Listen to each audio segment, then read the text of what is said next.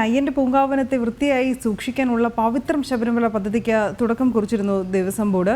മണ്ഡലകാലത്തിന്റെ ആരംഭത്തിൽ ആരംഭിക്കേണ്ട പദ്ധതിയാണ്. നട തുറന്ന ദിവസങ്ങൾക്ക് ശേഷം മാത്രമാണ് ഇത് തുടങ്ങുന്നത്. പവിത്രം ശബരിമല പദ്ധതി നിർജീവമായി എന്ന ജനം TV വാർത്തയെ തുടർന്നാണ് അധികൃതർ ഈ ഇടപെടൽ കൂടി നടത്തിയിരിക്കുന്നത്. ജനം ഇമ്പാക്റ്റ് ആണ് വീണ്ടും. അരുൺ, ഈ വാർത്തയുടെ വിവരങ്ങൾ കൂടി.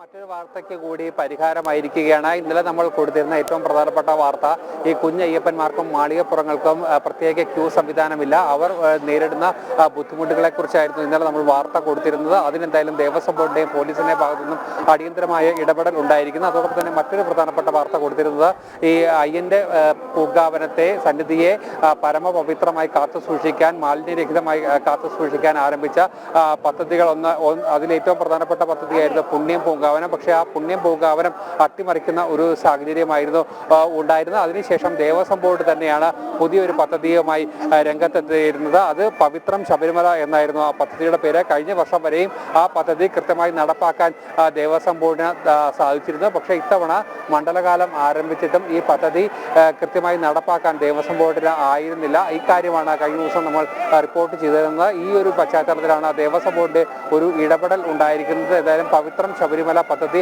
ഔദ്യോഗികമായി ഇന്നലെ ദേവസ്വം ബോർഡ് ആരംഭിച്ചിരിക്കുകയാണ്. ഇന്നു മുതൽ തന്നെ പദ്ധതി സജീവമായി മുന്നോട്ട് കൊണ്ടുപോകുമെന്നാണ് അറിയിക്കുകയും ചെയ്തിരിക്കുന്നത്. അടിസ്ഥാനത്തിൽ 1 മണിക്കൂർ ദേവസ്വം ജീവനക്കാരടക്കമുള്ള ആളുകൾ ഈ ശബരിമലയുടെ ശുചീകരണത്തിൽ പങ്കെടുക്കണം എന്നുള്ള ഒരു നിർദ്ദേശമാണ് ദേവസ്വം ബോർഡ് മുന്നോട്ട് വെക്കുകയും ചെയ്തിരിക്കുന്നത്. അതോടൊപ്പം തന്നെ മറ്റൊരു പ്രധാനപ്പെട്ട പ്രശ്നം, ഈ ശുചീകരണത്തിന് അപ്പുറത്തേക്ക് ഇരുമുടിക്കെട്ടിലടക്കം പ്ലാസ്റ്റിക് എത്തുന്ന ഒരു വലിയ ദൂരവ്യാപകമായ പ്രത്യാഘാതം ഉണ്ടാക്കുന്ന ഒരു പ്രശ്നമുണ്ട്. ആ പ്രശ്നത്തിന് ഒരു പരിഹാരം കാണാൻ ഇതുവരെയും കഴിഞ്ഞിട്ടില്ല എന്നതാണ് ഏറ്റവും പ്രധാനപ്പെട്ട കാര്യം. ഈ ഒരു വിഷയത്തിൽ കൂടി അടിയന്തരമായ ഒരു ഇടപെടൽ ഉണ്ടാകണം. അത് പെട്ടെന്ന് പരിഹരിക്കാൻ കഴിയുന്ന ഒരു വിഷയമല്ല എങ്കിൽ പോലും അതിലേറ്റവും എടുത്തു പറയേണ്ടത്, ഈ തീർത്ഥാടകരെ കൃത്യമായി ഇതിന്റെ അപകടം എന്തൊക്കെ എന്നുള്ളതും, അതോടൊപ്പം തന്നെ ഈ കാനന ക്ഷേത്രത്തിന്, അയ്യപ്പന്റെ തിരുസന്നിധിക്ക് കാനന ക്ഷേത്രത്തിന് എത്രത്തോളം ബുദ്ധിമുട്ടുണ്ടാക്കുമെന്നുള്ള ആ ഒരു കാര്യം കൃത്യമായി മനസ്സിലാക്കിക്കൊണ്ടുള്ള ഒരു നടപടിയിലേക്ക് പോകണം. അല്ലെങ്കിൽ ആ കൃത്യമായി അതിന്റെ ദൂരവ്യാപകമായി ഉണ്ടാകുന്ന പ്രത്യാഘാതങ്ങളെ കുറിച്ച് കൃത്യമായി മനസ്സിലാക്കിക്കണം എന്നുള്ള ഒരു വ്യാപകമായ ഒരു പ്രചരണം നടപ്പാക്കണം എന്നുള്ളതാണ് ഏറ്റവും പ്രധാനപ്പെട്ട ആവശ്യം. ആ കാര്യങ്ങളിൽ കൂടി ദേവസ്വം ബോർഡ് ഇനി ശ്രദ്ധ ഫലിപ്പിക്കേണ്ടതുണ്ട്. കാരണം അല്ല എങ്കിൽ വരും വർഷങ്ങളിൽ ഇതും ഒരു